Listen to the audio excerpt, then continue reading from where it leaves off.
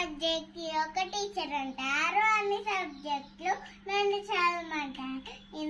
ఇంత చిన్న బుర్రలో అన్ని ఎలా నింపాలి?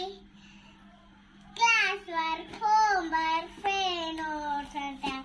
సబ్జెక్ట్ కి 3 బుక్స్ పెట్టి నింపుతారు. ఇన్ఫాక్ట్ నా బరువు కన్నా నా బ్యాగ్ బరువే ఎక్కువ. క్వశ్చన్లు, ఆన్సర్లు, సబ్జెక్ట్ అని సున్నానెక్కేసి అమ్మయ్య ఇక ఇంటికి వచ్చేసామనుకుంటే మాస్టర్స్ వస్తే చెయ్యాలి అతమే.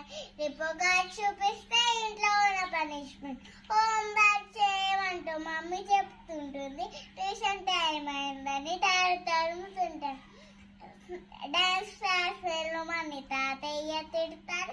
స్నాక్స్ తిని వెళ్ళమని నానమ్మ.